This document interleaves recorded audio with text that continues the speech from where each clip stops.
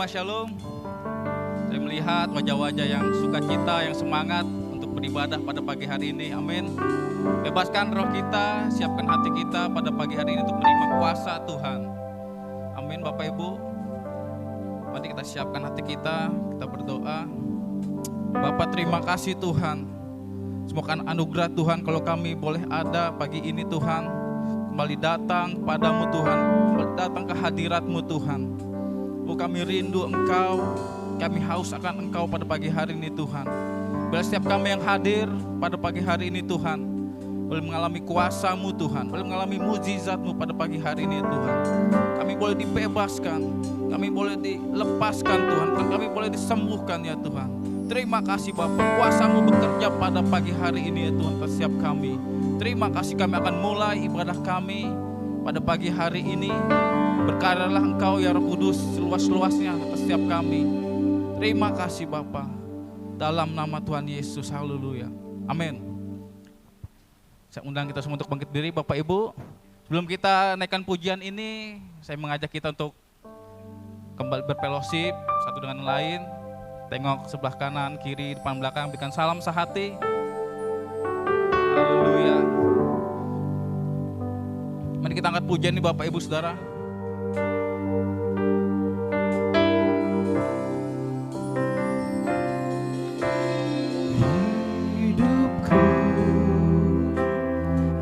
Anugerah-Mu, keselamatan kepadamu. Bisa apa tanpa-Mu, Yesusku? Kaulah segala-galanya bagiku. Hidupku anugerah-Mu, keselamatanku padamu. Ku bisa apa tanpa-Mu, Yesusku? Kaulah segalanya bagiku. Karena-Mu ku menang, karena-Mu sungguh Yesus Kau segalanya bagiku. Yesus, ku bangga padamu. Yesus, Kaulah harta kebanggaanku. Selamanya ku padamu. Kau segalanya di hidupku. Yesus, ku bangga padamu. Yesus, Kaulah harta kebanggaanku. Selamanya ku padamu. Kau segalanya di hidupku. Lebih sungguh lagi Bapak Ibu katakan, haleluya, hidupku anugerah. Hidupku anugerah-Mu, keselamatanku padamu. Ku bisa apa tanpa-Mu, Yesusku? Kaulah segalanya bagiku. Hidupku anugerah-Mu, keselamatanku padamu. Ku bisa apa tanpa-Mu, Yesusku? Kaulah segalanya bagiku. Ku hidup karena-Mu, ku menang karena-Mu. Sungguh Yesus, Kau segala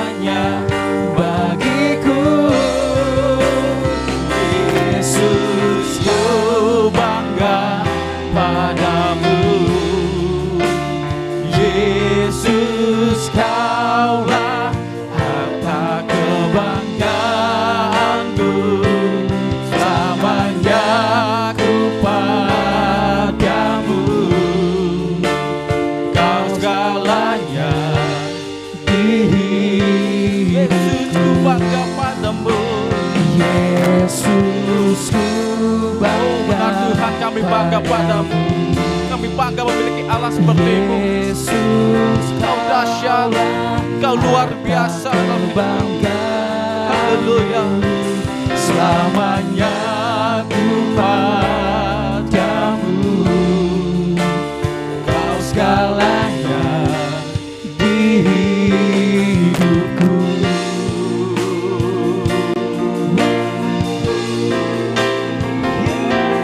Yesus, kami bangga padamu.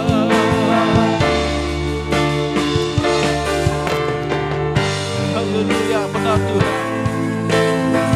Yesus, ku bangga padamu.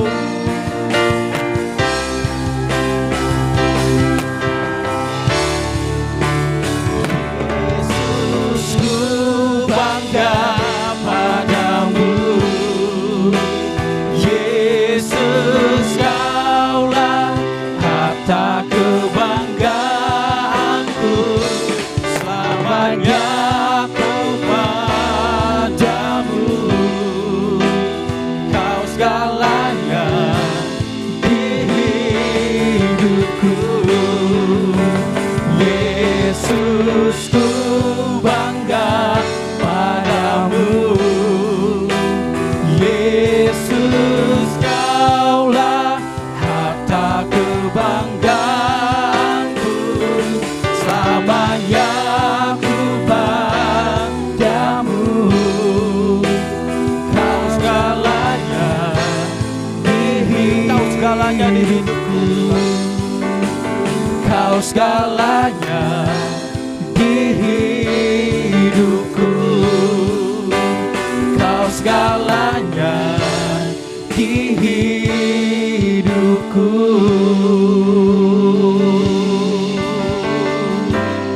Oh, haleluya. Kami bangga memiliki Engkau, Yesus.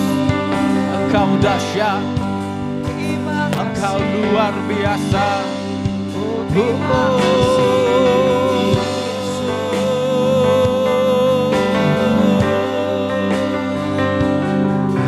Haleluya, haleluya. Terima kasih Tuhan. Terima kasih Bapa. Karya-Mu luar biasa Tuhan.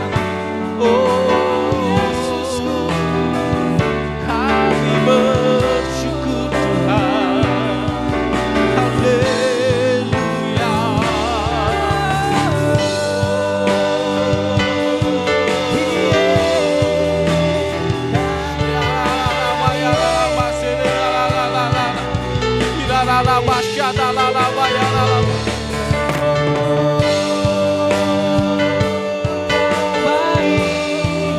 Kasih setiamu, anugerahmu lingkupi setiap kami.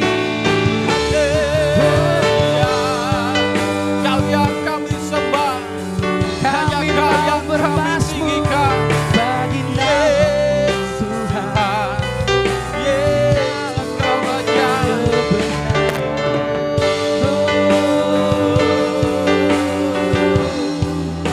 We worship you, Lord.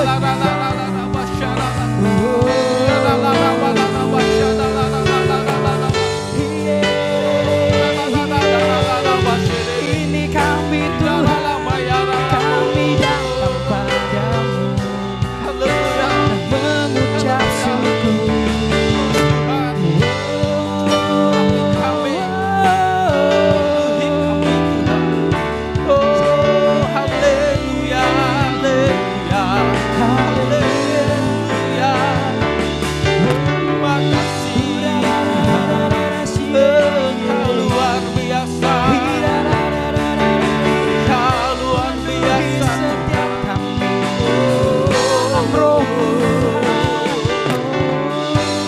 Selamanya kami mau menyembah-Mu Tuhan. Oh, haleluya.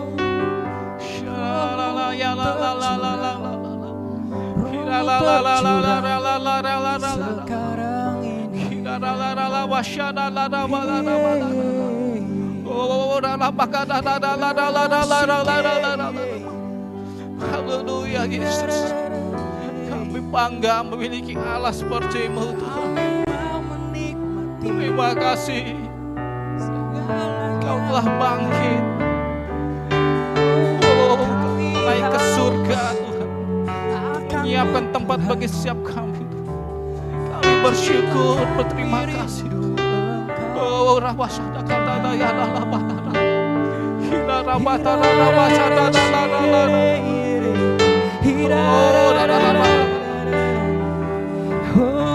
terima kasih. Kami menyembah-Mu.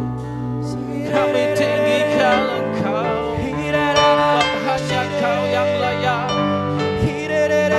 Hanya Kau yang layak. Setiap hati kami, setiap hati kami Tuhan.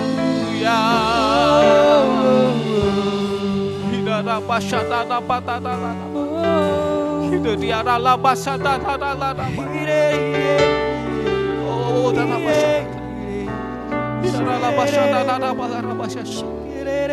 Oh, terima kasih Tuhan.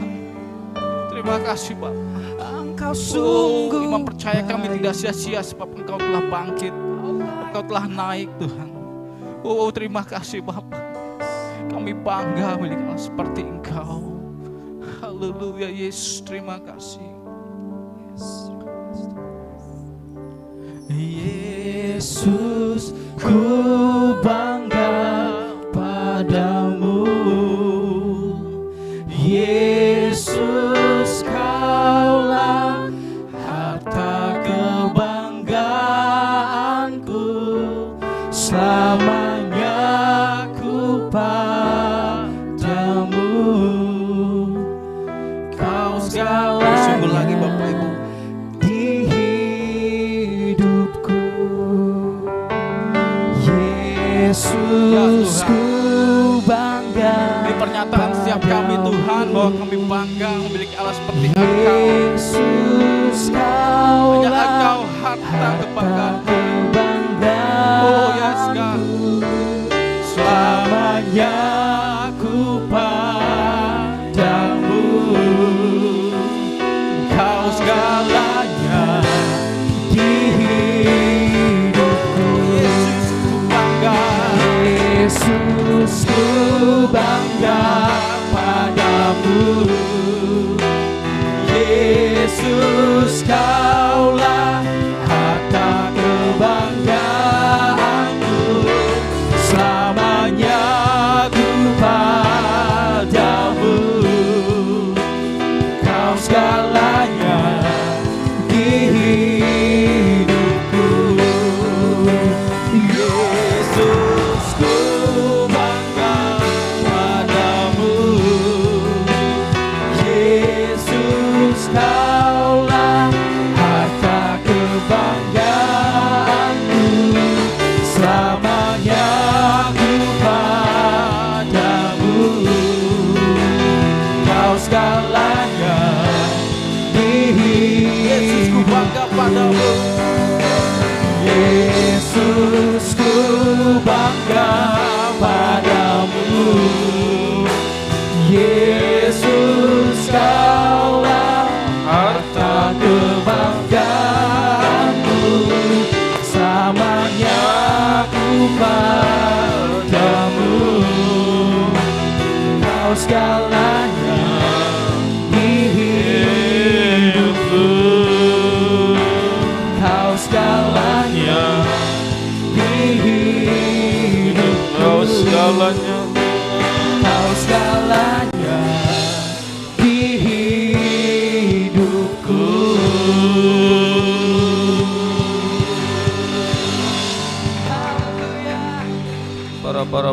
Para baya sekata hata pahana maya sekata ba. Inara maya hata hapaya sikada hata parama. Kami percaya Bapa Engkau ada di sini. Dan setiap firman yang kami dengar pagi ini akan mengubah hidup kami Bapa. Karena kami percaya firman itu telah menjadi manusia dan diam di antara kami. Hari ini berbicaralah bagi setiap kami, sampaikan isi hati Bapa, supaya firman ini bukan hanya sekedar menjadi pengetahuan bagi kami, tetapi firman itu dapat mengubah kami, dapat menjadi rema, dapat menjadi krukmah dalam hidup kami, sehingga Engkau yang akan dimuliakan. Urapi hamba-Mu, urapi kami semua, sehingga apa yang kami lakukan berkenan di hadapan-Mu Bapa. Dalam nama Tuhan Yesus Kristus, Roh Kudus bekerja secara sempurna hari ini. Kami berdoa mengucap syukur kepada-Mu. Haleluya. Sama-sama katakan amin. Di Tuhan, Bapak Ibu Saudara yang diberkati Tuhan, saya juga menyapa Bapak Ibu yang beribadah di rumah masing-masing. Kiranya kasih karunia Allah bekerja secara sempurna sehingga berkat-berkat Tuhan dicurahkan bagi kita hari ini. Saudara-saudara, inilah hari-hari yang sangat menggairahkan bagi kita, karena 40 hari kita sedang juga menikmati setelah kebangkitan Kristus dari kematiannya, dan nanti kita bersama-sama akan merayakan hari kenaikan Tuhan ke surga. Jadi inilah 40 hari ini sesuatu yang sangat dahsyat sebenarnya dan luar biasa bagi kita orang-orang percaya kepada Tuhan, bahwa Tuhan akan menyatakan hal-hal yang baru, menyatakan berkat-berkat yang baru bagi kita semua.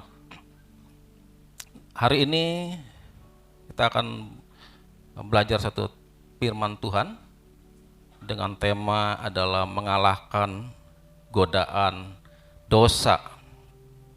Kita buka dulu dan baca dalam 1 Yohanes pada pasal yang kedua.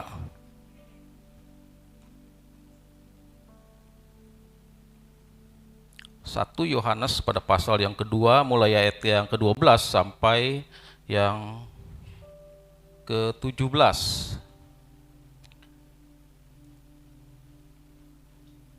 Kita akan baca bergantian, nanti prianya ayat yang ke-12 dan wanita ayat yang ke-13. Ayat yang terakhir, yang ke-17 kita akan baca sama-sama. 1 Yohanes pasal yang kedua, ayat mulai ke-12. 2-3.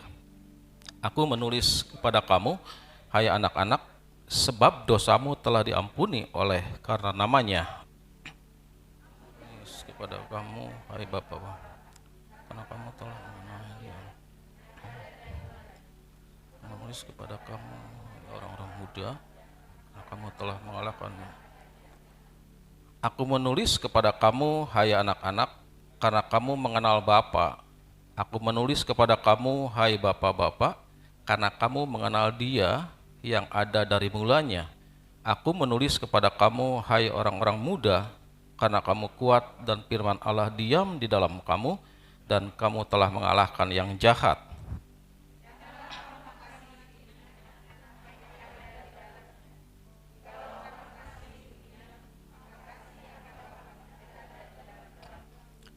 Sebab semua yang ada di dalam dunia, yaitu keinginan daging dan keinginan mata, serta keangkuhan hidup, bukanlah berasal dari Bapa, melainkan dari dunia. Sama-sama 2-3.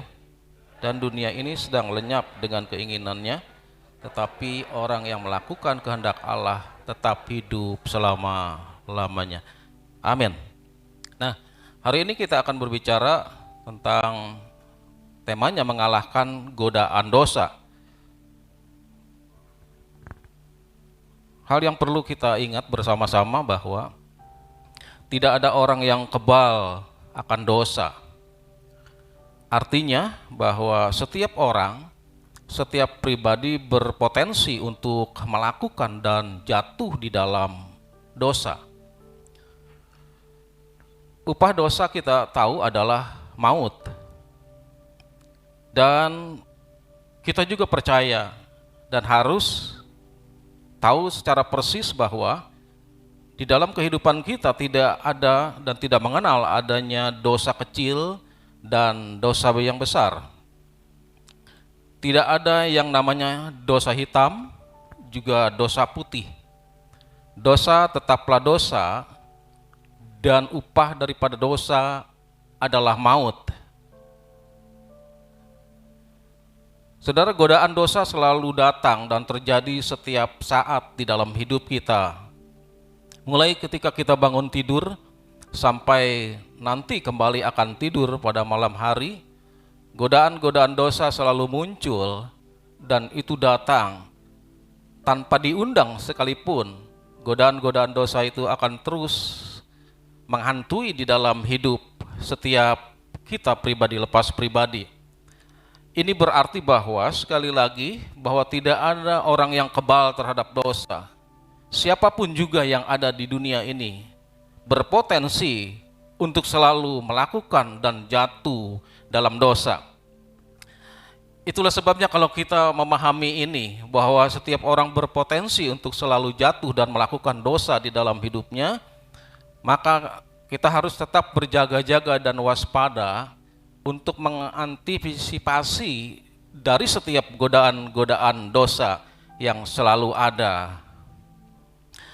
Saudara, sumber-sumber dosa yang terjadi di dalam hidup seseorang adalah yang pertama disebabkan oleh karena iblis atau tipu dayanya. Memang sejak awal iblis selalu merancangkan hal-hal yang jahat, yang buruk dalam hidup setiap kita, khususnya orang-orang percaya. Dengan berbagai tipu dan dayanya, dia ingin menjatuhkan kita. Dia terus menyerang dari sehari ke sehari, dia terus menyerang tanpa berhenti dari waktu ke waktu untuk supaya setiap orang percaya boleh jatuh di dalam dosa. Ini sumber dosa yang pertama disebabkan oleh iblis. Sumber dosa yang kedua juga jangan salah bahwa disebabkan oleh keinginan daging atau hawa nafsu dari seseorang.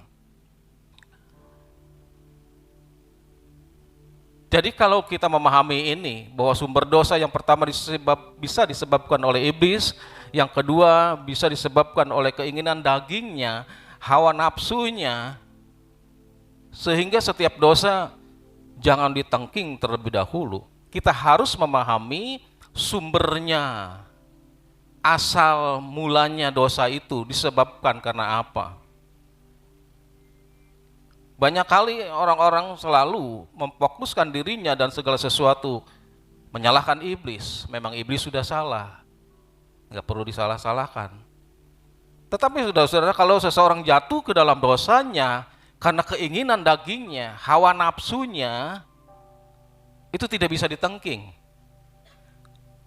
Tetapi untuk mengantisipasi dari kejatuhan dosanya karena keinginan dagingnya, hawa nafsunya adalah dengan pertobatan, bukan dengan penangkingan. Kalau seseorang jatuh dalam dosa karena dia korupsi, karena kerja baru satu bulan, ingin segera membeli Fortuner, itu kan godaan dosa. Sehingga dia korupsi di perusahaannya, itu bukan karena iblis. Itu nggak bisa ditengking. Itu karena keinginan dagingnya, karena hawa nafsunya, dan itu bisa diselesaikan karena pertobatannya, bukan ditengking. Itulah sumber-sumber dari dosa. Sehingga saya percaya iblis seringkali kesinggung juga. Kenapa? Karena kita yang bikin dosa, dia yang disalah-salahkan. Sebenarnya iblis mau demo ya susah juga, karena kita nggak ngerti. Sehingga semakin jadilah dia, karena terus disalah-salahkan. Kita yang bikin dosa disalahkan iblis. Keinginan daging kita, hawa nafsu kita selalu disalahkan oleh iblis. Itu sebabnya kalau kita berdoa untuk melepaskan dosa, perbuatan dosa, kesalahan seseorang, harus tahu sumbernya, asalnya. Dari mana sumber dosa itu terjadi? Apakah perbuatan-perbuatan kuasa gelap atau iblis, atau juga sebaliknya adalah keinginan dagingnya atau hawa nafsunya. Nah, saudara, strategi untuk menghadapi dosa yang pertama adalah lawanlah, kata firman Tuhan sebagaimana Yakobus pasal yang keempat ayat yang ke-7 di sana jelaskan bagi kita. Lawanlah iblis. Yang pertama kita harus melawan segala tipu daya iblis yang selalu terus diberikan dan diarahkan kepada kita sekalian, orang-orang yang percaya kepadanya. Dan strategi yang kedua untuk menghadapi dosa ini adalah lari dari godaan dosa yang mungkin akan kita masuk di dalam dosa itu. Kita akan melakukan itu. Sebagaimana telah dilakukan oleh Yusuf di dalam hidupnya. Dan dosa yang harus kita lari memang khusus adalah dosa tentang perzinahan, dosa tentang perselingkuhan, dosa tentang seksual. Itu yang harus kita lari, nggak boleh dihadapi. Dengan kekuatan apapun kita berkata, saya punya iman yang hebat, saya punya iman yang kuat, saya akan hadapi perzinahan ini, perselingkuhan ini, nggak bisa. Itu kuncinya harus lari. Itulah sebabnya kalau kita nanti melakukan penginjilan kepada tempat-tempat mungkin prostitusi, tempat-tempat hal yang kurang menyenangkan Tuhan, sebaiknya seorang pria harus didampingi oleh seorang wanita. Jangan sembarang masuk pria-prianya ke sana, ke tempat-tempat seperti itu. Minimal kalau pria ya harus didampingi wanita. Tapi mungkin lebih efektifnya sih wanita yang menginjil ke daerah-daerah seperti itu. Karena nanti bukan penginjilan, saudara-saudara. Nanti berbahaya sekali. Jadi strategi menghadapi dosa yang pertama adalah kita harus melawan. Yang kedua adalah kita harus lari kalau memang itu godaan-godaan dosa yang tertentu, yang khusus saja. Ya, tidak semua harus lari, saudara-saudara. Tapi harus kita lawan. Nah, kalau kita melihat dalam Kejadian pasal-pasal yang ketiga ayat yang ke-6, ini bagaimana manusia pertama jatuh ke dalam dosa. Kejadian pasal yang ketiga ayat yang ke-6 berkata begini, perempuan itu melihat bahwa buah pohon itu baik untuk dimakan dan sedap kelihatannya. Lagi pula pohon itu menarik hati karena memberi pengertian. Lalu ia mengambil dari buahnya dan dimakannya dan diberikannya juga kepada suaminya yang bersama-sama dengan dia, dan suaminya pun memakannya. Ini adalah godaan dosa yang dilakukan oleh iblis terhadap Hawa saat di Taman Eden. Bagaimana Hawa melihat pohon buah yang sangat menarik dan luar biasa ini, sehingga terjadilah dosa. Dan dosa itu sampai hari ini terjadi. Apa yang dilakukan oleh Adam dan Hawa di Taman Eden memberi dampak dan pengaruh kepada setiap orang yang lahir sampai hari ini. Kenapa? Karena benih dosa itu ada dalam setiap orang yang lahir, siapapun juga. Tetapi saudara-saudara, perlu kita ketahui bahwa Yesus lahir memberikan benih hidup di dalam kehidupan manusia. Benih dosa yang ada, yang dibawa sejak lahir, tidak bisa ditebus dengan hal-hal secara lahiriah, usaha manusia. Semaksimal mungkin berusaha ingin supaya benih-benih dosa itu yang dibawa sejak awal dari kelahirannya tidak akan bisa dapat ditebus oleh apapun juga, kecuali hanya oleh kelahiran Yesus Kristus di dalam hidup orang tersebut. Karena Yesus Kristus telah membawa dan memberi benih hidup di dalam kehidupan orang tersebut. Dan ini sangat-sangat luar biasa sekali. Kalau orang tidak mengenal Kristus sehingga sampai selama-lamanya, maka benih-benih dosa itu masih tetap ada di dalam hidupnya. Dan ini bukan dosa perbuatan, ini adalah dosa warisan yang telah dilakukan oleh Adam dan Hawa di Taman Eden. Iblis berusaha menggoda Adam dan Hawa lewat sesuatu yang sangat menarik hati dan memberikan pengertian, memberikan sesuatu yang kenikmatan. Ini biasa iblis, saudara.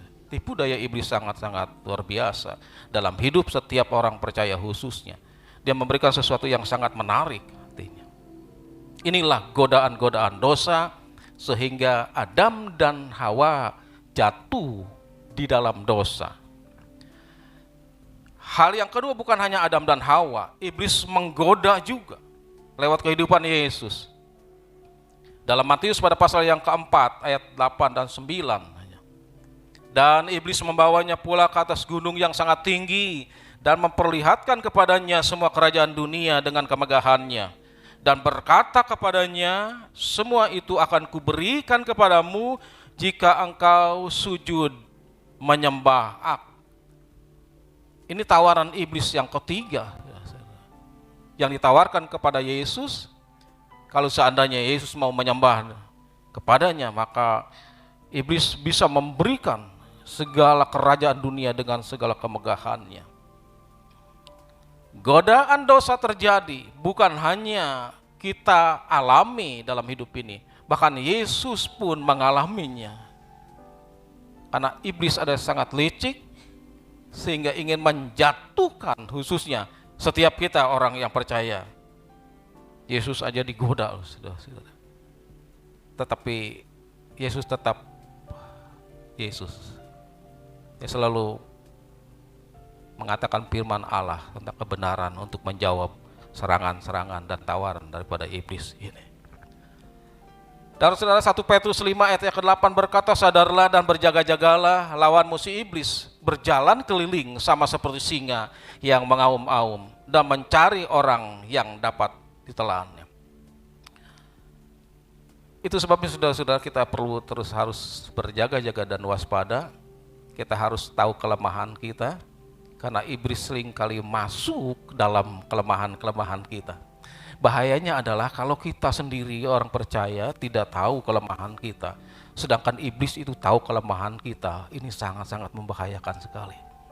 Kita harus tetap berjaga-jaga lewat pikiran kita, lewat mata kita, lewat pendengaran kita. Iblis bisa masuk ke celah-celah tersebut. Itu sebabnya seharusnya kita, saya dan saudara orang percaya adalah selalu terus, yang pertama adalah kita tidak kompromi dengan dosa. Yang kedua, jangan buka celah dosa di dalam hidup kita. Karena iblis itu licik dan dia tahu persis kelemahan-kelemahan yang ada di dalam hidup kita. Kalau kita tidak berjaga-jaga itu, maka dia akan masuk ke sana dan menjatuhkan kita di dalam godaan-godaan dosa yang sangat membahayakan. Bagi orang percaya kepada Yesus, semua dosanya dihapus oleh karena darahnya di atas kayu salib. Sebagaimana Kisah Para Rasul 13 ayat 39 berkata, dan di dalam dialah setiap orang yang percaya memperoleh pembebasan dari segala dosa yang tidak dapat kamu peroleh dari hukum Musa. Apa itu hukum Musa? Hukum Musa adalah berbicara tentang hukum Taurat. Karena hukum Taurat itu tidak bisa menyelamatkan. Hukum Taurat itu hanya mengajarkan tentang keselamatan, tetapi hukum Taurat tidak bisa menyelamatkan seseorang. Hanya hukum kasih Kristus, hukum kasih karunia, itu yang bisa menyelamatkan saya dan saudara. Hukum-hukum yang lain tidak bisa, termasuk hukum Taurat pun. Hukum kasih yang diajarkan oleh dalam Yesus Kristus yang bisa menyelamatkan saya dan saudara. Mereka yang di dalam Yesus sudah menjadi ciptaan baru. Sebab itu sebagai orang yang sudah di dalam Kristus harus bisa mengalahkan godaan dosa setiap hari. Dalam 2 Korintus pasal yang kelima ayat yang 17 berkata, jadi siapa yang ada dalam Kristus, ia adalah ciptaan yang baru, yang lama sudah berlalu, sesungguhnya yang baru sudah datang. Dan saudara, kita harus ingat kembali bahwa kebangkitan Kristus telah membawa restorasi dalam setiap hidup orang percaya. Restorasi adalah dikembalikan kembali pada ciptaan yang semula sesuai dengan tujuan dan visi Allah di dalam hidup manusia. Karena Allah menciptakan saya dan saudara bukan hal yang biasa dan sembarangan, bukan hal yang asal-asalan, tetapi sesungguhnya Allah telah menaruh tujuan dan visi-visi ilahi yang sangat jelas dan mulia di dalam hidup setiap orang percaya, khususnya saya dan saudara hari ini. Itu sebabnya Allah perlu mengembalikan kita Satu restorasi terjadi, dikembalikan kembali pada ciptaan yang semula, ciptaan yang mulia. Dikuduskan kembali, disucikan kembali. Seluruh hidup kita dikembalikan kepada tujuan dan visi ilahi sesuai dengan apa yang Bapa rancangkan atas hidup kita sekalian. Bukankah kita dalam Kristus, kita adalah ciptaan yang baru. Nah, sekarang apa yang harus kita miliki untuk mengalahkan godaan dosa yang terus terjadi setiap hari, setiap waktu di dalam hidup kita? Yang pertama adalah kita harus memiliki firman Allah. Dalam 1 Yohanes pasal yang kedua ayat yang ke-13 tadi berkata begini, Aku menulis kepada kamu hai bapak-bapak, karena kamu telah mengenal Dia yang ada dari mulanya. Aku menulis kepada kamu hai orang-orang muda, karena kamu telah mengalahkan yang jahat. Godaan iblis dapat dihancurkan oleh firman Allah, karena firman Allah adalah kekuatan Allah yang menyelamatkan setiap orang percaya, sebab di dalamnya nyata kebenaran Allah. Luar biasa. Firman Allah berkuasa jika kita tidak hanya sekedar membaca dan menghafal serta merenungkannya saja, tetapi juga harus kita taati dan lakukan serta hidupi. Dan ketika hidup kita dipenuhi oleh firman Allah, oleh kebenaran-kebenaran Allah, maka sebuah antipasi yang sangat luar biasa. Kita bisa mengalahkan setiap godaan-godaan dosa, godaan-godaan iblis yang selalu muncul dan terjadi di dalam hidup kita setiap hari dan setiap waktu. Saya percaya seseorang yang dipenuhi oleh kebenaran-kebenaran Allah, maka dia akan memunculkan lewat perkataan-perkataan juga adalah perkataan-perkataan firman. Orang percaya yang dipenuhi oleh kebenaran-kebenaran firman Tuhan, maka setiap hari, setiap waktu perkataannya adalah perkataan firman, karena firman itu perlu diucapkan. Dan iman muncul dari pendengaran akan firman Allah. Orang percaya harus mengucapkan firman. Jangan perkataan-perkataan duniawi. Hal-hal yang negatif, hal-hal yang buruk setiap hari, setiap waktu selalu keluar dari mulutnya. Bagaimana ada kuasa firman itu muncul dan terjadi dalam hidupnya. Saya meragukan saudara-saudara kalau orang percaya hidupnya yang keluar adalah bukan firman, tetapi perkara-perkara duniawi, hal-hal yang lahiriah, hal-hal yang tidak membangun. Jangan-jangan bukan firman yang menguasai hidupnya. Apa yang masuk akan menjadi yang keluar juga. Apa yang menjadi input akan juga menjadi outputnya. Kalau kebanyakan nonton sinetron Korea, mungkin keluarnya juga kata-kata Korea, bahasa Korea. Kalau terlalu banyak nonton sinetron Indonesia, ya begitulah. Tetapi seharusnya adalah setiap orang percaya dipenuhi oleh firman Tuhan hidupnya. Sehingga perkataan-perkataan yang keluar dari mulutnya adalah perkataan-perkataan firman. Sesuatu yang membangun, sesuatu yang menguatkan orang lain, sesuatu yang mendorong, memberikan motivasi, punya visi yang sangat besar ke depannya. Karena orang tersebut adalah dipenuhi oleh firman. Dalam Yohanes pasal yang pertama ayat yang ke-14, satu ayat firman yang sangat powerful. Yohanes pada pasal yang pertama ayat yang ke-14 berkata begini, firman itu telah menjadi manusia dan diam di antara kita, dan kita telah melihat kemuliaannya, yaitu kemuliaan yang diberikannya kepada Bapa sebagai anak tunggal Bapa, penuh kasih karunia dan kebenaran. Saudara-saudara, firman yang kita hidupi adalah Yesus. Karena ayat ini menjelaskan kepada kita, firman itu telah menjadi manusia dan diam di antara kita. Firman itu enggak jauh-jauh, dia ada di antara kita, dia hidup di dalam hidup kita. Makanya pastikan hari ini suami-suami lihat istrinya adalah lihat Yesus di dalam hidupnya. pastikan hari ini ibu-ibu, para istri-istri lihat suaminya ada Yesus di dalam hidupnya. Jangan kebalik. Jangan ada di antara ibu-ibu hari ini yang melihat suaminya adalah kuntilanak di dalam hidupnya. Kenapa? Karena suaminya nggak bener. Tapi saya percaya orang yang menjaga hidup dalam kekudusan Allah, hidupnya tercermin Kristus. Karena sesuai dengan ayat ini, bahwa firman itu telah menjadi manusia dan diam di antara kita. Keluarga yang melakukan firman Allah, ada Kristus di dalam hidupnya, sehingga keluarganya nggak berantem setiap saat. Di mana ada Kristus, di situ ada damai sejahtera, ada sukacita, ada kebenaran. Itu yang kita pahami dan kita pegang teguh. Jadi anak-anak hari ini pastikan lihat para orang tua adalah Kristus dalam hidupnya. Orang tua pastikan lihat anak-anak hari ini ada Kristus di dalam hidupnya. Kenapa? Karena Kristus ada di antara kita dan diam di antara kita. Ini firman akan mengubah.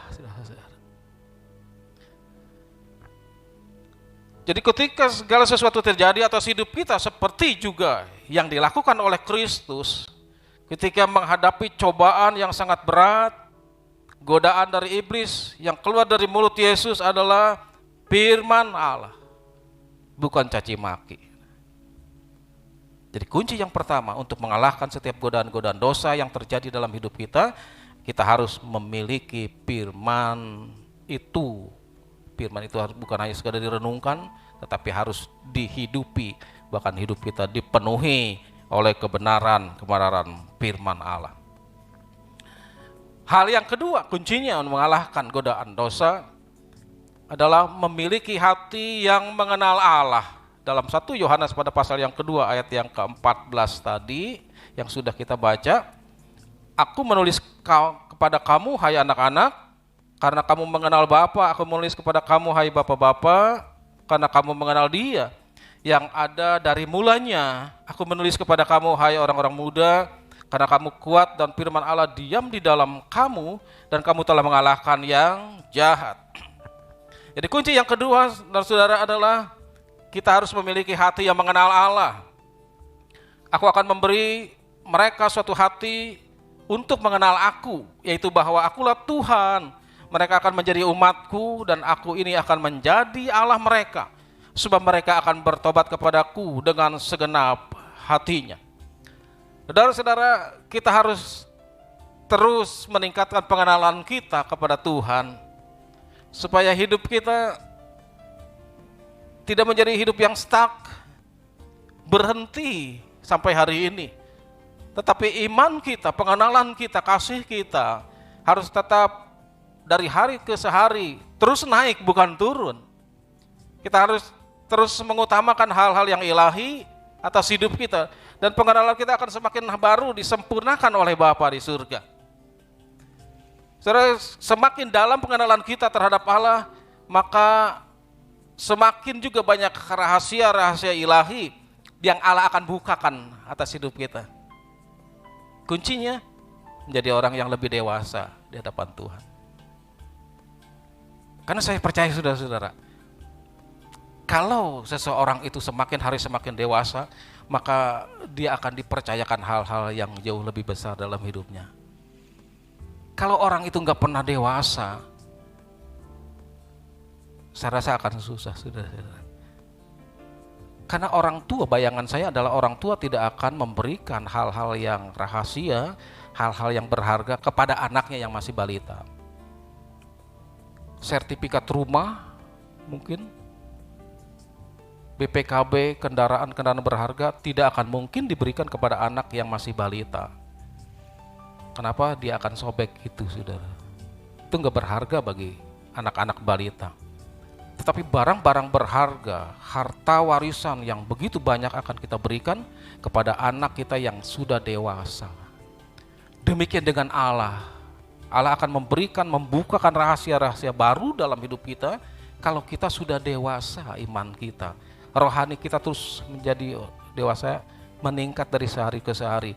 Kalau kita belum memenuhi kriterianya Allah, menjadi orang-orang yang dewasa di dalam iman dan rohani kita terhadap Bapa, maka Bapa sementara waktu belum membukakan rahasia ilahi yang sangat dahsyat dan luar biasa atas hidup kita. Itu sebabnya pastikan hari ini yang kedua kita miliki mengenal Allah semakin hari semakin lebih dalam, semakin lebih baik lagi dari hari-hari sebelumnya. Karena ada begitu banyak harta, ada begitu banyak rahasia ilahi yang akan Allah berikan bagi saya dan saudara. Kalau kita mengenal Allah semakin lebih baik dari hari-hari sebelumnya. Allah memberikan hati kepada seseorang untuk bisa mengenalnya dengan benar. Tanda seseorang mengenal Allah dengan benar adalah mereka akan bertobat dengan segenap hati dan dapat mengalahkan godaan dosa. Saya pernah tulis lebih baik bertobat daripada berobat. Tapi ada begitu banyak orang salah pilih. Dia maunya berobat setiap hari, ke dokter bolak-balik terus. Kenapa? Kunci nggak mau bertobat. Tapi menurut saya sangat sederhana. Orang bisa bertobat dan tinggalkan dosanya sehingga dia nggak berobat. Kalau saya pilih bertobat daripada berobat, mendingan uangnya dipakai ke mall daripada ke dokter bolak-balik. Maaf ya dokter di sini, kalau ada yang dokter bukan artinya supaya nggak boleh ke dokter. Enggak. Daripada berobat bolak-balik di ICU 3 tahun, di ruang ICU. Kenapa? Kunci satu aja, bertobat aja. Pertobatan membawa kesembuhan dan pertobatan membawa pemulihan dalam seluruh area hidup kita. Itu sebab kita perlu memahami roh hikmat dan wahyu diberikan atas saya dan saudara dalam menghadapi godaan-godaan dosa setiap hari dan setiap waktu. Yang terakhir saudara, yang ketiga kuncinya untuk mengalahkan godaan dosa, miliki kasih akan Allah. Semua yang ada di dalam dunia ini, yaitu keinginan daging, keinginan mata dan keangkuhan hidup bukan berasal dari Bapa dan seringkali menjerat umat Tuhan sehingga jatuh ke dalam dosa. Oleh sebab itu orang-orang yang mengasihi Tuhan dengan segenap hati tidak lagi mengasihi dunia dan dapat mengalahkan godaan dosa ini. Semua yang ada di dunia ini yang kita miliki pasti dan akan kita tinggalkan atau meninggalkan kita. Pastikan ini saudara. Segala sesuatu yang ada dalam dunia ini yang kita miliki, semuanya pasti suatu saat nanti, kalau kita tidak tinggalkan, mereka akan tinggalkan kita. Tapi kasih Kristus akan kekal selamanya sampai kita masuk dalam kerajaan surga, memerintah bersama-sama dengan Bapa. Kasih Kristus akan tetap menjadi bagian yang kekal dalam hidup kita. Itu sebabnya memiliki kasih Allah, kasih yang sempurna itu, terus mencintai dan mengasihi Allah lebih dari hari-hari sebelumnya. Bagaimana ciri-ciri orang yang mengasihi Allah? Yang pertama adalah mereka yang memiliki ketaatan akan Bapa. Ini ciri-cirinya. Jadi tidak ada orang yang berkata hari ini saya mengasihi Allah, saya mencintai Allah, tetapi tidak taat kepada apa yang Bapa perintahkan atas hidupnya. Orang yang mengasihi Allah dibuktikan dengan ketaatannya kepada Allah. Taat itu artinya melakukan perintahnya dan menjauhkan dari setiap larangannya. Itu orang yang taat. Yang kedua ciri-ciri orang yang mengasihi Allah adalah dia rela berkorban. Apa saja yang Allah minta, dia berikan itu sebagai sebuah kasih cinta kepada Bapa. Dia buktikan lewat pengorbanannya kepada Tuhan. Dan yang terakhir, yang ketiga adalah ciri-ciri orang yang mengasihi Allah. Dia selalu berusaha di dalam hidupnya untuk menyenangkan Allah. Kalau dia melayani Tuhan, artinya semaksimal mungkin tujuan utama adalah untuk menyenangkan Tuhan. Kalau dia berkorban bagi seseorang, tujuan adalah untuk menyenangkan hati Tuhan. Kalau dia hidup hari ini, tujuannya adalah untuk menyenangkan Tuhan, bukan menyenangkan siapa-siapa. Dan kita percaya, ketika kita mengasihi Allah, semakin hari semakin lebih baik, semakin lebih benar, maka di sana kita akan dapat mengalahkan setiap godaan-godaan dosa yang terus terjadi menghantui di dalam hidup kita. Saya ulang sekali lagi, mulai dari bangun tidur kita sampai nanti akan tidur kembali pada malam hari, kita tidak akan pernah terlepas dari namanya godaan dosa dalam hidup kita.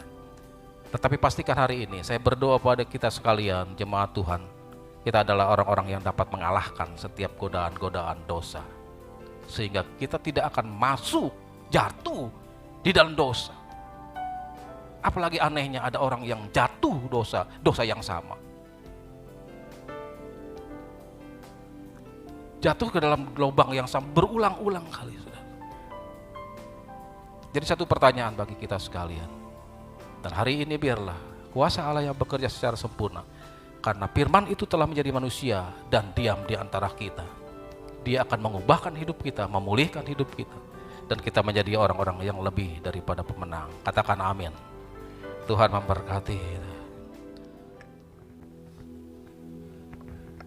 Puji Tuhan, kita beri kemuliaan bagi Allah yang sudah melawat kita semua dalam ibadah yang luar biasa. Terima kasih buat tambahnya Pak Yosef.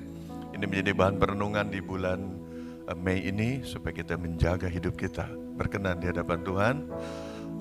Saya mengingatkan tentang apa yang tadi didoakan India. Semua sudah sering lihat ya di televisi ya.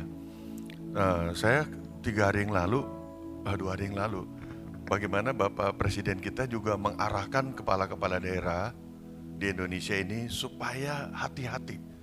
Saya rasa ngomongnya beliau hati-hati itu lebih dari 20 kali rasanya. Hati-hati, hati-hati. Jadi tolong ya, hati-hati jemaat Citaraya, jangan ada yang mudik ya. Karena mudik berkerumun seperti mereka di Sungai Gangga, ya itu jutaan orang, hasilnya gelombang tsunami COVID-19.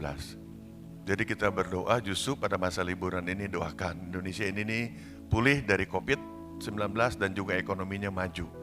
Ya, karena kita berdoa biar ekonomi seperti harapan dari pemerintah naik 4,5% di tahun 2021 ini. Ya, ditandai sekarang ini sudah pulih, tapi belum naik banyak. Sudah pulih sebetulnya ekonomi kita. Ya, jadi jangan sampai kita, ya anak-anak Tuhan sebetulnya gak usah lah sampai kita berkerumun dan lain sebagainya. Saya melihat juga ternyata sekarang ini beda ya. Saya lihat beberapa hari ini saya bolak-balik ada di jalan tol agak sepi. Gak seperti dulu masa-masa seperti mau liburan ya. Jadi sebetulnya ini cukup berhasil, kita doakan. Terus kita doakan juga gereja kita biar lawatan Allah terus terjadi. Mari kita berdiri semua. Lihat kiri kanan, katakan salam sehati. Saya menyapa juga jemaat yang di rumah, salam sehati ya. Kita katakan pujian, kerajaanmu datanglah, kehendakmu jadilah. Kita akan siapkan hati untuk terima berkat Tuhan. Kerajaanmu datanglah, kehendakmu jadilah. Di bumi seperti di surga. Kerajaanmu datanglah, kehendakmu jadilah. Di bumi seperti di surga. Muliakanlah Raja, segala raja, penguasa di udara diruntuhkan. Biarlah nama Tuhan ditegakkan sekarang, kemuliaan kuasa-Nya atas kita. Kerajaanmu datanglah, kehendakmu jadilah. Di bumi seperti di surga. Di bumi seperti di surga. Di bumi seperti di surga. Inilah kerinduan kami Tuhan. Biarlah kami semua, gereja-gerejamu, umatmu di Indonesia bahkan di bangsa-bangsa akan mengalami lawatan Allah. Kerajaan Allah turun di atas kehidupan kami. Yang kami mengalami sukacita, damai sejahtera, bahkan kebenaran dan keadilan menjadi bagian hidup kami. Terima kasih untuk kebenaran yang sudah Engkau sampaikan. Berikan kami kemampuan, kuasa, Roh-Mu ya Tuhan akan memimpin kami. Sehingga kami boleh mengalahkan segala godaan dosa. Firman-Mu terus bekerja, kasih-Mu melimpah ya Tuhan. Bahkan Engkau memberikan kami kekuatan, Engkau memberikan kami kuasa ya Tuhan. Terima kasih. Sebentar kami akan tinggalkan tempat ini. Saat Engkau memberkati kami semua berlimpah-limpah di dalam segala hal. Mari kita arahkan hati kita. Angkat tangan kita, tanda kita berharap akan janji Allah. Saudaraku yang kasih dalam Kristus, Tuhan memberkati engkau. Tuhan melindungi engkau. Tuhan menyinari engkau dengan wajahnya dan memberikan engkau kasih karunia. Tuhan menghadapkan wajahnya kepadamu dan memberikan engkau damai sejahtera. Kiranya digenapi janji Allah dalam hidupmu. Kau akan mengalami kecukupan, bahkan berkelimpahan di dalam segala hal, di dalam seluruh area hidupmu. Oleh sebab itu sungguh-sungguhlah engkau membaca, mendengar, merenungkan firman, melakukan firman Kristus. Tuhan akan mengangkat engkau terus naik, bukannya turun. Menjadi kepala, bukannya ekor. Bahkan engkau akan memberi pinjaman. Engkau sendiri tidak meminta pinjaman. Kembalilah ke rumah tanggamu masing-masing. Terima dan bawalah segala berkat dari Bapa di surga. Kasih sayang dari Tuhan Yesus. Perlindungan, kekuatan, hikmat, pewahyuan, kebaikannya, kemurahannya. Bahkan kecakapan dan kesanggupan dari Roh Kudus. Akan terus-menerus menyertai kita sekalian. Mulai pagi hari ini sampai Maranatha. Sampai Tuhan Yesus datang kembali. Demi nama Tuhan Yesus kami berdoa. Yang sudah diberkati katakan amin, amin. Salam sehati, selamat pulang, Tuhan memberkati kita semua.